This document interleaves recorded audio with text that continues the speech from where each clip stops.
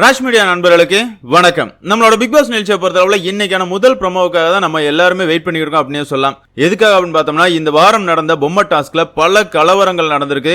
இதுல இந்த கோவா கேங்க பொறுத்தளவுல ரொம்பவே அநாகரிகமா நடந்துகிட்டாங்க. விதிகளை முதல்ல மீறினதே இந்த கோவா கேங் தான். அது மட்டும் இல்லாம அந்த கேங்ல இருக்கிற ரயான் ராணவோட கழுத்தை பிடிச்சு நெரிக்கிறாரு. ஜெஃப்ரி ராணவ் மூஞ்சிலே குத்துறாரு. உத்தமை ஜாக்லினா இருக்கட்டும், சௌந்தர்யாவா இருக்கட்டும், மஞ்சரியா போட்டு உருட்டுன்னு உருட்டுறாங்க. இப்படி எல்லா தப்பையும் பண்ணிட்டு எல்லாத்துக்கும் காரணம் ராணவ் தான் அப்படிங்கிற மாதிரி ஒரு பழிய போட்டாங்க. இதை பத்தி விஜய் சேதுபதி கேட்கணும் அப்படிங்கிறது நம்மள பல பேரோட எண்ணங்களா இருக்குது. அப்படி இன்னைக்கான எபிசோட்ல விஜய் சேதுபதி எதை பத்தி கேள்வி எழுப்புவார் அப்படிங்கறத இந்த வீடியோல பார்க்க போறோம். வீடியோக்குள்ள போறதுக்கு முன்னாடி நம்ம சேனலுக்கு நீங்க புதுசா இருந்தீங்க அப்படின்னா மறக்காம சப்ஸ்கிரைப் பண்ணிருங்க. வாங்க வீடியோக்குள்ள போலாம். அதாவது இந்த வீடியோ பொறுத்தவரை பொம்மை டாஸ்க்ல என்னெல்லாம் தவறுகள் நடந்துச்சு அப்படிங்கறத பாத்துலாங்க. இந்த டாஸ்க் ஸ்டார்ட் ஆன உடனே இந்த கோவா கேங்க பொறுத்தவரை புள்ளி கேங்கா மாறிடுறாங்க. ஜாக்லினோட பொம்மை விஷால் கையில மாட்டிருது. உடனே இந்த கேங்ல இருக்கிற ஜாக்லினா இருக்கட்டும், சௌந்தர்யாவா இருக்கட்டும், ரயானா இருக்கட்டும், ஜெஃப்ரியா இருக்கட்டும், இந்த 4 பேருமே விஷால் மேல ஏறி படுத்துக்கிறாங்க. விஷாலோட சட்டையை கிழிக்கிறாங்க. அவருக்கு நிறையவே நெகக்கீரல்கள் இருந்துச்சு. இப்படி ரொம்பவே ரூடா இந்த கோவா கேங் நடந்துக்கிறாங்க. இந்த இடத்துல ஜாக்லின் இவ்வளவு கேவலமா விளையாடுறான், இவ்வளவு அசிங்கமா விளையாடுறான் அப்படிங்கிற வார்த்தைகள் எதையுமே மீன் பண்ணல. எதுக்காகனா இந்த தவறுகள் எல்லாமே பண்றது ஜாக்லின். அதுக்கப்புறமா இந்த டாஸ்க்ல மிகப்பெரிய சண்டை அப்படின்னு பார்த்தோம்னா ராணவ் ரயான் இந்த 2 பேருக்கு இடையில நடந்த சண்டை தான். இந்த சண்டையை பொறுத்தளவுல ரயானோட பொம்மை உள்ள போக கூடாது அப்படிங்கிற முடிவு எடுத்த ராணவ் ஜெஃப்ரிய ஹோல்ட் பண்றாரு. பால் பிட்டுக்கு வெளியே இருந்துதான் ஜெஃப்ரிய ஹோல்ட் பண்றாரு. அந்த இடத்துல வர்ற ரயான் ஜெஃப்ரிய காப்பாத்தணும், தன்னோட பொம்மை டால் ஹவுஸ்ல போகணும் அப்படிங்கறதுக்காக ராணவ பிடிச்சு பால் பிட்டுக்குள்ள தள்ளுறாரு. இதற்கான வீடியோ பதிவுகள் நிறையவே நீங்க பாத்திருப்பீங்க. இருந்தாலும் அந்த இடத்துல ரயான் ராணவ் பால் பிட்டுக்குள்ள எதுக்கு பால் பிட்டுக்குள்ள வரக்கூடாது அப்படிங்கிற பேசுறான். அட மூதேவி, நீதான்றா தள்ளி விட்ட, எதுக்காக இப்படி பேசிட்டு இருக்க அப்படிங்கிற மாதிரி தான் நமக்கு ஃபீல் ஆச்சு. இருந்தாலும் ராணவ் விடுற மாதிரி எல்லாம் இல்ல ஜெஃப்ரிய. அதுக்கப்புறமா இந்த ரயான் ராணவ் கழுத்தை பிடிச்சு நெரிக்கிறான். அவனே அவன் வாயால சொல்றாங்க, முதல்ல சும்மா தான் ஹோல்ட் பண்றேன், அதுக்கப்புறமா என்னால முடிஞ்ச அளவு என்னோட பிரஷரை கொடுத்து அவன் கழுத்தை நெரிக்கிறேன், இருந்தாலும் அவன் விடல அப்படிங்கிற மாதிரி சொல்றான். இதுல இருந்தே இவன் பண்ண எச்ச வேலை நமக்கு தெரியுது. அந்த இடத்துலயும் ரயானால ராணவை எதுவுமே பண்ண முடியல. அதுக்கப்புறமா மஞ்சரி கிட்ட போறான். மஞ்சரி நெஞ்செலும்போட சேர்த்து வயித்துல பிடிக்கிறான் இவன். அந்த நேரம் மஞ்சரி விடு அப்படிங்கிற மாதிரி கத்திக்கிட்டு இருக்காங்க. இவங்க கத்துறதை கேட்டு அந்த இடத்துக்கு முத்துக்குமரன் வர்றாரு. முத்துக்குமரன் ரயானை ஹோல்ட் பண்றாரு. அதுக்கப்புறமா மஞ்சரி பொம்மை வைக்கிறதுக்கு போறாங்க. இந்த இடத்துல ரயான் முத்துக்குமரனை தூக்கி கீழே போடுறான். இருந்தாலும் முத்துக்குமரன் ரயானை விடவே இல்ல. இருந்தாலும் அந்த இடத்துல முத்துக்குமரன் நீ மஞ்சரிய பிடிக்க மாட்டியா, நான் உன்னை விடுறேன் அப்படிங்கிற மாதிரி சொல்றாரு. ஓகே அப்படிங்கிற மாதிரி ஒத்துக்கிட்டு ரயான் போறாரு. ரயான் போனாலும் அவன் என்ன சொன்ன வாக்க காப்பாத்துறதுக்கு அவன் என்ன அரிச்சந்தர்னாங்க. ஜாக்லின் சௌந்தர்யா கூட சேர்ந்திருக்கான். அவங்க புத்தி தானே இவங்கிட்ட இருக்கும் அப்படிங்கிற மாதிரி திரும்பவும் போய் மஞ்சரியை ஹோல்ட் பண்றான். மறுபடியும் அந்த இடத்துக்கு முத்துக்குமரன் வராரு. ரயானை பிடிச்சு இழுக்கிறாரு. ஒரு வழியா மஞ்சரி அவங்க கையில இருக்கிற பொம்மைய டால் ஹவுஸ்க்குள்ள வச்சிடறாங்க. இந்த ரவுண்ட்ல ரயான் அவுட் ஆறான். அதுக்கப்புறமா ரயானை பொறுத்தளவுல பொய் மேல பொய் புழுகுறாங்க. அதாவது ராணவ் ஜெஃப்ரியோட இடுப்பெலும்பே உடைச்சிருப்பான், அந்த அளவு ஸ்ட்ராங்கா பிடிச்சான். நான்லாம் அப்பெல்லாம் பிடிக்கவே இல்லை அப்படிங்கிற சொல்றான். அடையச்சா கொஞ்சம் முன்னாடி தான்டா சொன்ன, கழுத்து அந்த அளவு நெரிச்சேன், இருந்தாலும் விடல அப்படிங்கிற சொன்னேன். இன்னொரு சைட் பார்த்தோம் அப்படின்னா மஞ்சரிய சாஃப்டா தான் பிடிச்சிருந்தேன், எனக்கு பின்னாடி 4 பேர் இருந்து இழுத்தாங்க, அப்பந்தான் மஞ்சரிக்கு மூச்சு விட முடியாம ஆச்சு அப்படிங்கிற மாதிரி சொல்றான். இல்லை பொய் சொல்லலாம்டா, அதுக்காக இப்படி தொடர்ந்து பொய் சொன்னா எப்படி? ஆமாங்க, மஞ்சரியை ஹோல்ட் பண்ணும் போது ரயானை இழுத்தது ஒரே ஒரு நபர் தான், அது முத்துக்குமரன் மட்டும்தான். முத்துக்குமரன் ரயானை ஹோல்ட் பண்றதுக்கு முன்னாடியே மஞ்சரியை பொறுத்தளவுல வலிக்குது விடு அப்படிங்கிற மாதிரி பல இடங்கள்ல சொல்லியிருக்காங்க. இருந்தாலும் இந்த இடத்துல தன் பெயர் கெட்டு போயிடக்கூடாது அப்படிங்கறக்க ரயான் திரும்பவும் போய் சொல்றான். அதே மாதிரியே ஜெஃப்ரியால பொம்மையை வைக்க முடியாது அப்படிங்கிற கோவத்துல அவன் கடந்து கத்திக்கிட்டு இருக்கான். நீ இப்படியா பிடிப்ப அப்படிங்கிற மாதிரி கத்திக்கிட்டு இருக்கான். இல்லையா, அவனாவது உன்னை ஹோல்ட் பண்ணதான்டா செஞ்சான். நீ கை எல்போவை வச்சு அவன் மூஞ்சிலேயே குத்துனி, அதுக்கு என்ன அர்த்தம்? ஆமாங்க, ஒரு குத்தும் கொடுத்துட்டு தான் ஓடி போறான். அந்த நேரம் அந்த இடத்துல ஜாக்லின் சௌந்தர்யா இந்த 2 பேரும் தான் ராணவை ஹோல்ட் பண்றாங்க. இருந்தாலும் ஜெஃப்ரியை பொறுத்தளவுல இவன் என்னமோ எதுவுமே பண்ணாத மாதிரி, நான் குத்துனா என்ன ஆகும் அப்படிங்கிற மாதிரி வார்த்தை பேசுறான். இப்படி இந்த புள்ளி கேங்க பொறுத்தளவுல முழுக்க விதிமீறல்கள் பண்ணாங்க. தவறுகள் இவங்க சைடு தான் இருக்குது. இருந்தாலும் இந்த டாஸ்க் முடிஞ்சதுக்கு அப்புறமா ஜாக்லின் அழுது சீன் கிரியேட் பண்ணா பாருங்க, வேற லெவல்ல இருந்துச்சு. ஐயோ, ஒருத்தம் பொம்மை போக கூடாது அப்படிங்கறதுக்காக எல்லாருமே இப்படி டார்கெட் பண்றாங்க, இதெல்லாம் ரொம்ப தப்பு, இதெல்லாம் எச்ச வேலை அப்படிமே சொல்றாங்க. அடையச்ச, நீ அதே எச்ச வேலையை தானே பார்த்த.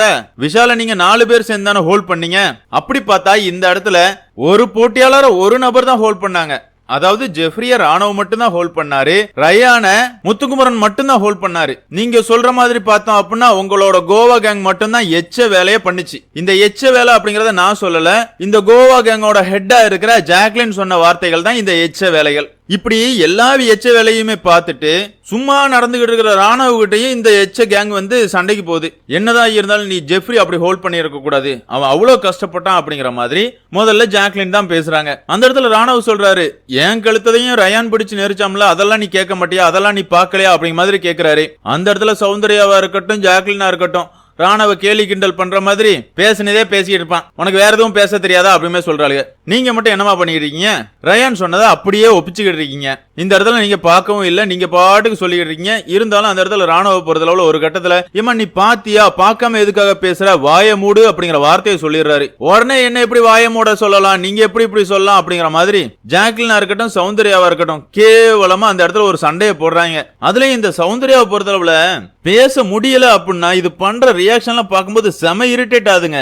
ஏமா நீ எல்லாம் என்னமா இப்படி இருக்க, பைத்தியமா நீ அப்படிங்கிற அளவுக்கு கிடந்து காட்டு கத்திக்கிட்டு இருக்குது. பார்க்கும்போது நம்ம எல்லாருக்குமே செம இரிட்டேட் ஆச்சு அப்படின்னு சொல்லலாம். இருந்தாலும் இந்த பிரச்சனை எல்லாமே முடிஞ்சதுக்கு அப்புறமா இந்த கோவா கேங் வந்து இந்த பிக் பாஸ் வீட்ல இருக்கிற எல்லாருமே சேர்ந்து நம்ம 4 பேரை டார்கெட் பண்றாங்க.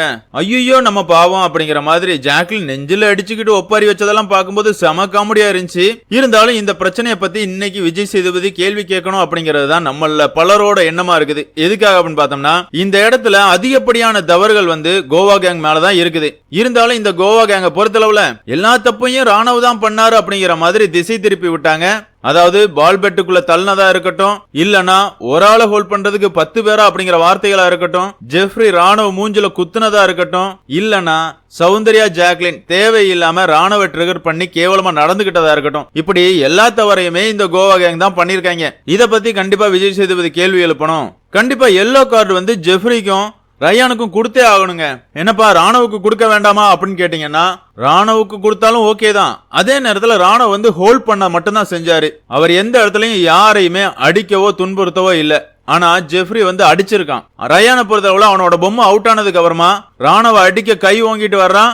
பின்னாடி இருந்து ராணுவ பிடிச்சு இழுக்கல அப்படின்னா ரயான் அடிச்சது ராணுவோட கன்னத்துல தான் பட்டிருக்கும். அப்படி இருக்கும்போது இவ்வளவு ரூடா நடந்துகிட்ட ஜெஃப்ரி ரயான் இந்த 2 பேருக்கும் சரியான பதிலடியை விஜய் சேதுபதி கொடுக்கணும் அப்படிங்கறது தான் என்னோட கருத்து. அதே மாதிரி இந்த ஜாக்லினை பத்தி நீங்க என்னங்க நினைக்கிறீங்க? எல்லா தப்பையும் அவளும் அவ கூட இருக்கிற அல்ல கைகளும் பண்ணுதுங்க. அதுக்கப்புறமா அழுது ஒரு நாடகத்தை கிரியேட் பண்றாங்க. நான் அப்பாவி, என் கூட இருக்கிறவங்க எல்லாம் கோமாளி அப்படிங்கிற மாதிரி ஒரு நாடகத்தை கிரியேட் பண்றாங்க. பாக்குறதுக்கே படு கேவலமா இருக்குது. இத பத்தின உங்களோட கருத்துக்களை மறக்காம கமெண்ட்ல மென்ஷன் பண்ணுங்க. அதே மாதிரியே இன்னைக்கான எபிசோட்ல யாரு வெளியே போறாங்க அப்படிங்கிற பல எதிர்பார்ப்புகள் நமக்குள்ள இருக்குது. எதுக்காக அப்படின்னு பார்த்தோம்னா இந்த வார ஓட்டிங்ல கிட்டத்தட்ட 6 நபர்கள் கடைசி இடத்துல தான் இருந்துகிட்டு இருக்காங்க. சாச்சனாவா இருக்கட்டும், ஆனந்தியா இருக்கட்டும், சிவாவா இருக்கட்டும், ரஞ்சிதா இருக்கட்டும், ரயானா இருக்கட்டும், மஞ்சரியா இருக்கட்டும், இந்த 6 பேருமே கிட்டத்தட்ட ஒரே வாக்குகள்ல தான் இருக்கிறாங்க. இந்த 6 பேர்ல இருந்து விஜய் டிவி யாரை வெளியே தூக்கி போட போறாங்க அப்படிங்கறது தான் கேள்வியா இருக்குது. அன்அபிஷியல் ஓட்டிங்லயே கிட்டத்தட்ட எல்லாருமே ஒரே வாக்குகள்ல தான் இருக்கிறாங்க. அபிஷியல் ஓட்டிங்ல யார் எந்த இடத்துல இருக்கிறாங்க அப்படிங்கறத நம்மளால கணிக்க முடியாது. என்ன பொறுத்தளவுல இந்த வாரம் ரஞ்சித் சிவகுமார் இந்த 2 பேரையும் வெளியே தூக்கி போட்டாலும் ஓகே தான். இவங்க 2 பேரை பொறுத்தளவுல என்னங்க பண்றாங்க? ஒண்ணுமே பண்ணல. அதுலயும் இந்த சிவாவை பொறுத்தளவுல பொம்மை டாஸ்க்ல ஒரு கோமாளித்தனத்தை பண்ணாரு பாருங்க, வேற லெவல்ல இருந்துச்சு. மஞ்சரி வந்து சிவாவோட டி ஷர்ட்டை பிடிக்கிறாங்க. ஃபியூ செகண்ட்ஸ் தான் பிடிக்கிறாங்க. ஐயோ என் கழுத்து அறுபட்டு இருக்கும், நான் செத்துருப்பேன், எனக்கு என்னாச்சு ஏதாச்சுன்னு கேட்கறதுக்கு இந்த வீட்டுல ஒரு நாதி கிடையாது, நான் கோமாளி தான் அப்படிங்கிற மாதிரி இந்த கோமாளி வந்து ஒரு சீன் கிரியேட் பண்ணிருப்பாரு. இதெல்லாம் பார்க்கும்போது செம காமெடியா இருந்துச்சு. அது மட்டும் இல்லங்க, அருணா சிவா வந்து அந்த அளவு காதல் பண்றாராம். அருண் வந்து அவ்வளவு நல்லவனா அப்படிங்கிற மாதிரி ஒரு நாடகத்தை கிரியேட் பண்ணாரு. என்னங்கடா நாடகம் நடிக்கிறீங்க அப்படிங்கிற அளவுக்கு தான் இவனுங்களோட பெர்ஃபார்மன்ஸ் எல்லாமே இருக்குது அப்படின்னு சொல்லலாம். என்ன பொறுத்தளவுல இந்த வாரம் சிவா, ரஞ்சித், ஆனந்தி இந்த 3 பேர்ல இருந்து யாரு போனாலும் எனக்கு ஓகே தான். இதுல பல பேர் வந்து சாச்சனா வெளியே போகணும் அப்படிங்கிற மாதிரி சொல்லிக்கிட்டு இருக்கீங்க. என்ன பொறுத்தளவுல சாச்சனாவது ஏதாவது ஒரு கேம் பிளே பண்ணிக்கிட்டு இருக்காங்க. கேமே ஆடாத சத்யா, ரஞ்சித் எல்லாம் உள்ள இருக்கும் போது கேம் ஆடுறவங்களையும் வெளியே அனுப்பிட்டு என்னங்க பண்றது?